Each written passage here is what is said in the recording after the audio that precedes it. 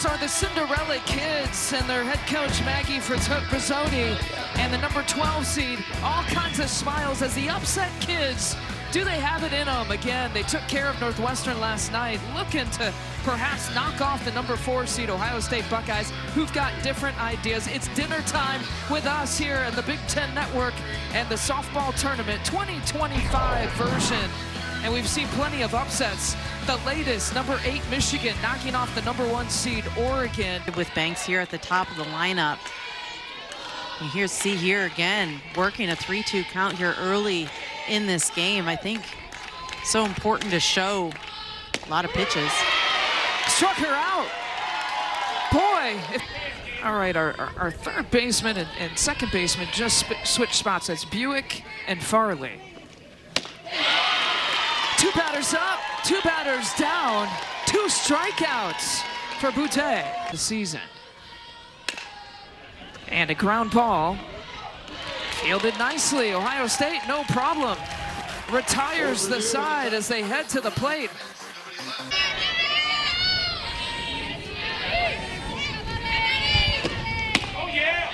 And Parisian draws the walk. Great spot there on the outside corner, not missing by that much, but good patience. And that list right there, just phenomenal hitters across the country. And Burns, a high fly ball over to right field, taken care of. Last 5 years with her teams. A hard-driven ball through the infield. And Quarterfinal has a single. And she finds the hole in right field. The chase is on. Parisian comes around. Quarterfinal is held up at third base, and a double. Just for the Buckeyes, you just keep them coming. This was a beautiful hit. This was low in the zone. This wasn't a good strike, right? This was a hittable pitch, but not necessarily a good strike. She goes down and she gets it. Take a look, it's Hadley Parisian, and as soon as she sees it going, her 12th double of the season. And taking it deep, Milliken lets it fly and gone! 135 home runs on the season for the Buckeyes. Reagan Milliken, a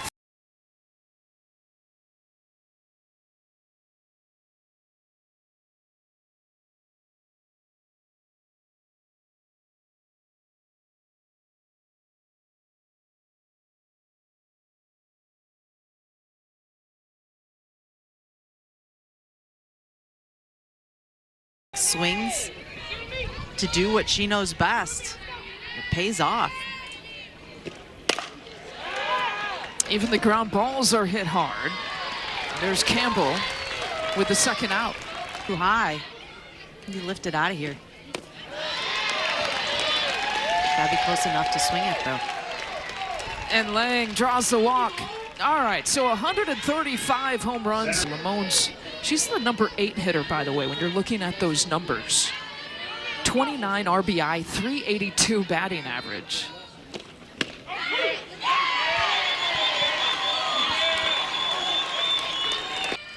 To punch its ticket as the last and final seed, here's the number 12 spot. Gossett. We know that she can hit the long ball, and she flies out to right.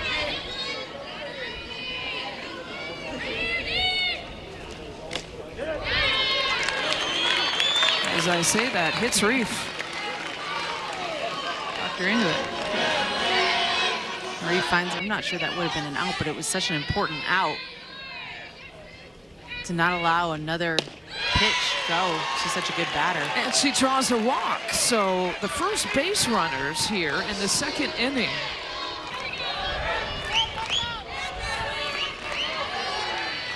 They respect her offense so much. She's in the DP spot. They find a spot for her in the lineup, but gets caught looking. At the letters and up, they have not expanded the zone. To be able to do that, keep your eyes down, look for pitches down in the zone. Wow. Can draw some walks like this. Yeah, the third free pass of this inning. And Frazzoni hoping that her team can execute a little bit better with base runners on. Another bases loaded situation. And Campbell strikes out. He swung through it, but took a big hack at it. Just you trust it. Now she did it again. Wanting to hit something up in the zone is something you're strong at. You have batters that come in and say, look what I was able to do with it. And Parisian, oh wow, a diving catch. Yeah, she hung on. Maura Condon flashing the glove and the speed. Pop fly in the outfield that was caught as well, and a swing through here from Burns. Caught the outside. Oh, Klochak bringing it. Jenny Ritter promised us no rain. None. And very little wind.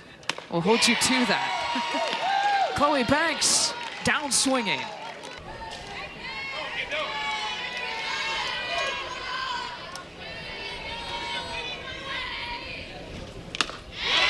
Foul tip right into the catcher's glove, and a couple of strikeouts to open up the third. White umpire has been giving wide corners tonight. I'm thinking if I'm a pitcher, I'm going to live on those corners. Oh, the second hit batter from Butte. I love this stat when a pitcher produces more runs than allowed in the circle. That's what Gossett did. And Gossett drives one again to center field. Oh, on her horse, Lamone grabs it. And Cami Corticrax cranks one. A deep fly ball to center field. Beautiful to watch in the blue skies here tonight. With across the zone. He's such a good pitch. Again, moving away from a lefty hitter. Something they don't see as often. Another swing through. And another strikeout for Klochak.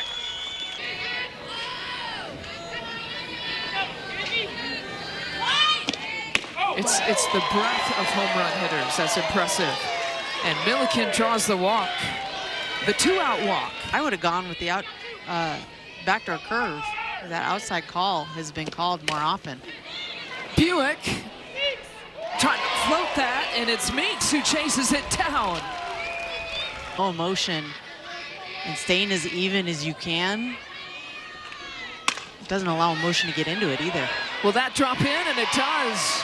A single to left for Delaney Reef.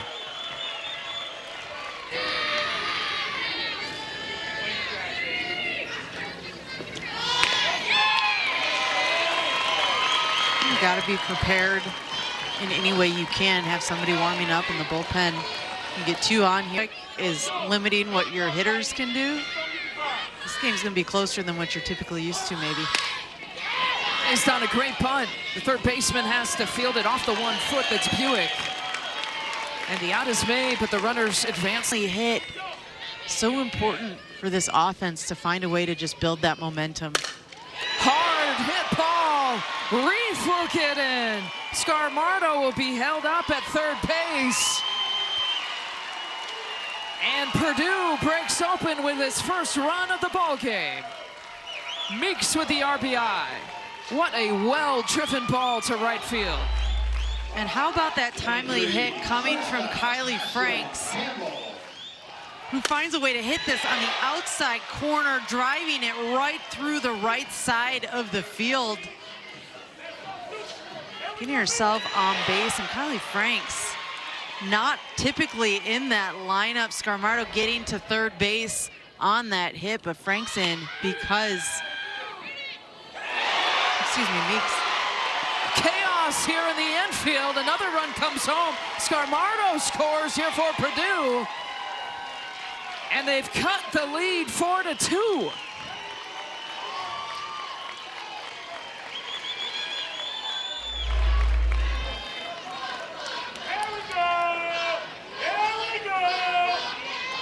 And here's where the run scores.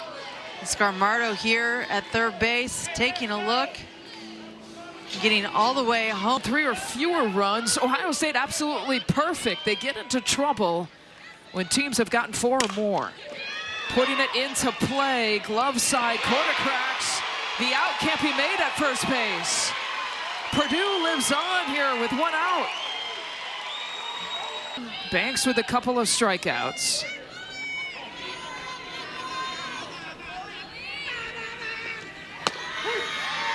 And there goes Campbell to take second base. That's always strikeouts.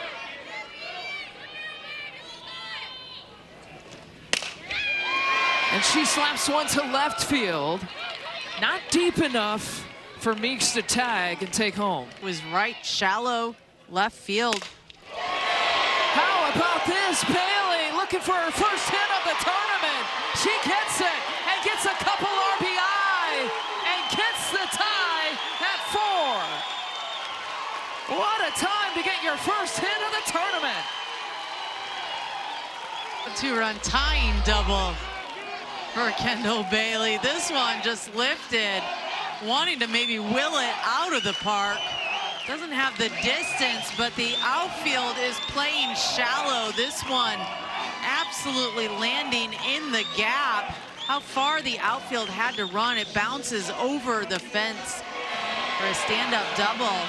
The both runners score, tie this ball game. I think this is something where you got to trust your pitcher and Boutte to get out of this inning. But when you talk about making the change here in the 5th, a ground ball to quarter cracks, and Ohio State now's got some serious. One of 8 players coming to the plate against Maddie Ellis, the starting pitcher. She skies one to right field. All kinds of time back to the warning track. Condon had to do a little tap dance. All you have to do is grab a little bit of that plate. Pops it up in the infield. Campbell underneath, 2 away.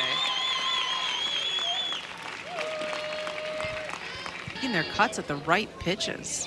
Their strikes, they're in the zone. They're just chasing, missing them. And another infield pop-up. Wow, that one, a late adjustment. Ohio State choosing to stick with Lauren Boutte. The trust they have in her. Here's the 3-1. Got it! Oh! Deep! At the wall, does it again! Her 3rd home run of the tournament! And Purdue takes its first lead!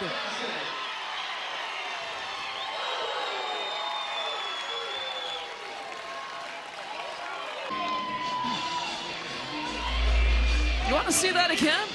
Absolutely.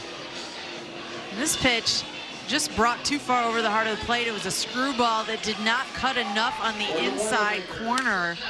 Just stayed over to become a strike, and that's what Boutte cannot do is.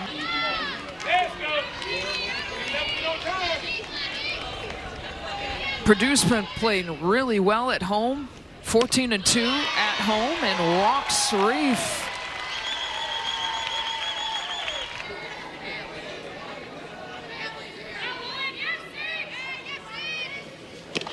The 1-2 hard hit ball to the second baseman far late, and the throw gets away. And so Reef will extend herself all the way to third base. Purdue back in this game and ultimately take the lead.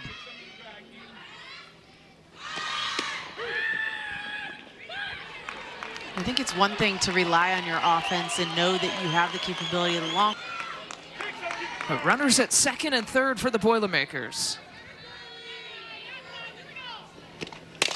Frank's ground ball to the shortstop. A run comes home. The out is made at first base, but more importantly, the run scores, and Purdue goes up 6-4. Flies.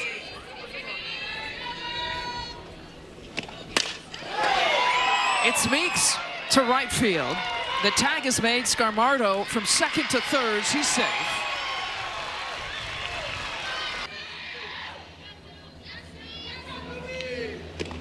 Campbell puts it into play. And Ohio State, their 4th error of the game. And that scores another run. And this inning keeps going. Well, this was a slow bouncer. Campbell has some speed, and it forced Buick to make a quick throw. And this throw, again, just off target. And that allows Scarmardo to score easily. Can't 3-1 count. Ground ball to the second baseman, Buick. And Ohio State now says, finally, we're out of this inning. But really where adjustments have to be made for the Buckeyes. It gets the first out.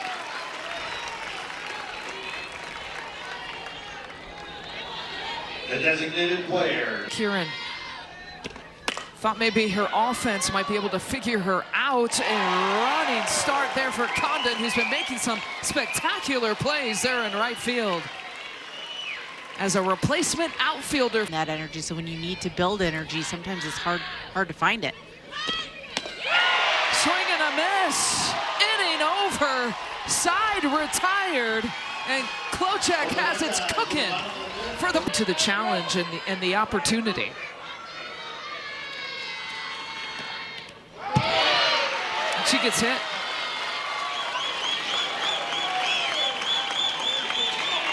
It's something that Coach Frizzell a bit faster than they're used to, overthrowing or making errant throws. Hard grounder to the quarter cracks. They get one, safe at first. So if you're not able to get it inside on that corner, don't even try. Stay outside. Ball four there. And a couple of free passes here in this inning. Hit by pitch by Bailey. And Gossett drawing the walk. RPI.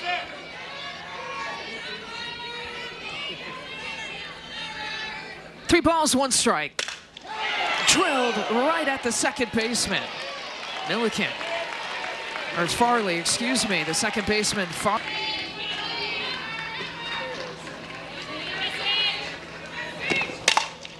Ground ball scooped up right down the first baseline. What a play by Milliken to end the inning. A piece of wisdom to the team before practice. She's a diehard. You know, Dan Campbell is one of the best motivators out Dan there. Campbell. Of course. I need some more Dan Campbell wisdom in my life. Caught her looking. It's in the country when you think about extra base hits and home runs. And they haven't scored a run since the first inning. Another swing and miss, and another batter goes down on it. His fan base obviously looking to see those corners A widen. terrific ball in the first hit against Klochek. And Sammy Buick, a two-out single.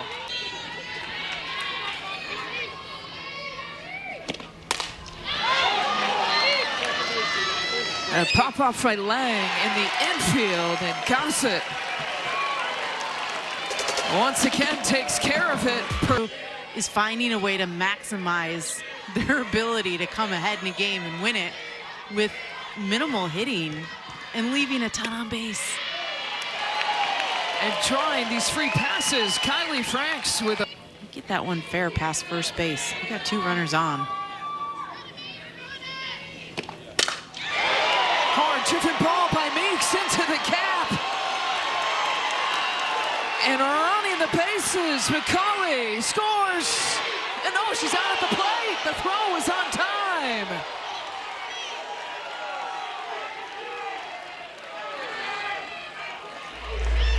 And that's going to get looked at. McCauley coming in on the slide there. Ooh. The tag comes through beautifully here. Look Good at the throw. hand. Ooh, got that fingertip. Yeah, that is about as close as you can get. The call is out. I imagine this will be reviewed here. Does that?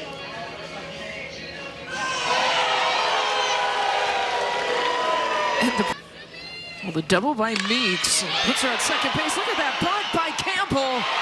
Another error by Ohio State results in another run by Purdue. 8-4.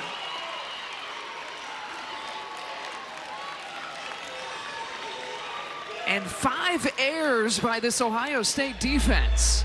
And so interestingly, they've been switching Farley and Buick between third base and second base for faster runners. They kept Buick there. Buick had long hop out from behind the plate to make the throw, and she rushed it because of that. Score runs, but then when they have given up 4 or more, that's where they get into trouble. 3 or fewer, they are undefeated this season. Another single, the bats are hot, and it's the first hit of the night for Banks. Where she's gotten in a ton of trouble. She hits Bailey once again. But I also think that for at this point in the game, if your offense isn't producing. Facing an 0-2 count. And she takes one opposite field and drops in fair. Campbell scores. Banks scores. They're going to clear the bases. Bailey gets in. It's a 3-run triple. And Purdue has 11 poured on the Buckeyes. London drives this pitch right down the right field line. This one drops right down the line. She sends it opposite side of the field. You can see it here, getting past Cruz all the way to the wall. Cruz has to go a long way to get it, and because of that, it clears the bases. Condon all the way to third base. You talk about timely hitting coming through your bats, finally coming, the kind of power that she has right now and how she's been seeing the ball. Recipe for disaster. Walked her.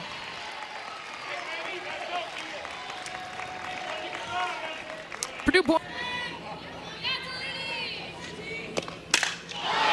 Drives one to the gap, to the wall. Condon gets the 12th run for Purdue. Gossett will stay put, and it's an RBI double for Delaney Reith.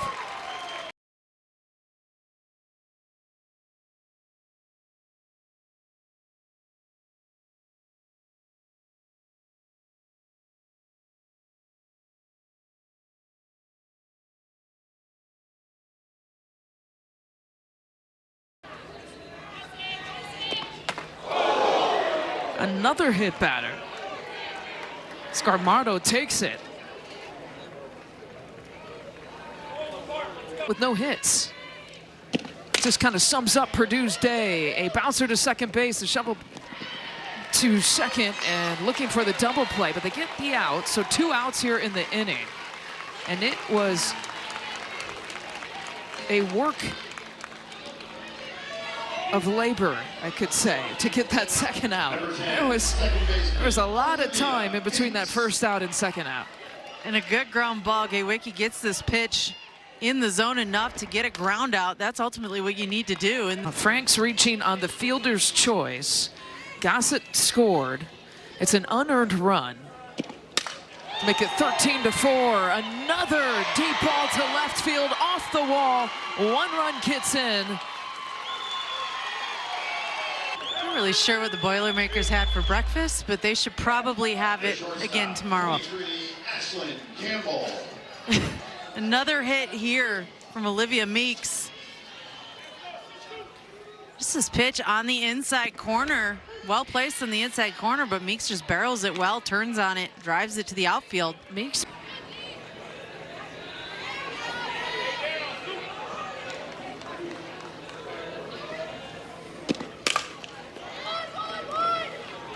Two quarter cracks, and Ohio State to the bottom of the 7th. The final 3 outs for their Big Ten turn. It is absolutely possible. So it sounds crazy to me, but when they hit the ball as well as they do, they just have to trust themselves and believe it. But Klochek ain't really giving them a chance. Another strikeout, the 8th of the. Klochek dealing. A high fly ball to center field, back towards the wall. And Cruz goes yard, a solo shot. For number 11, Taylor Cruz.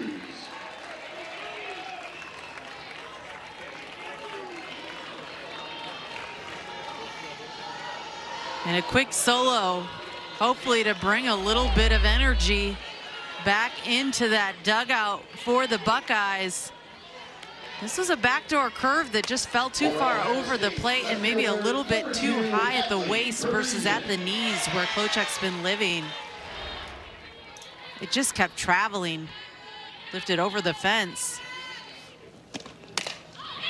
Parisian, a short at bat and 2 away, and now Purdue is 1 out away as the number 12 seed. Fine, because of where Klochek is throwing that outside pitch, it's enough off the plate.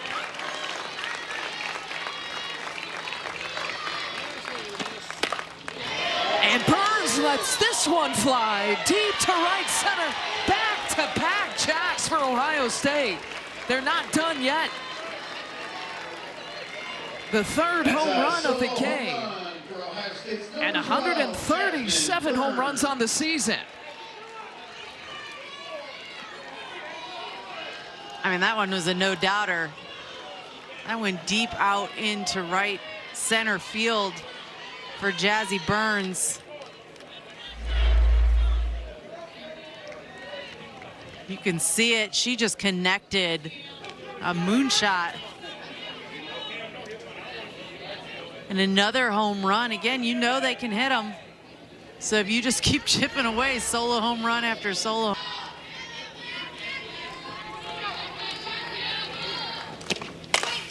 Coulda cracks a fly ball that's playable. Purdue charging over. The catch is made. Boilermaker belief lives on. Purdue lives on. And the number 12 seed is off to the semis for the first time in tournament history. And that's the ball game.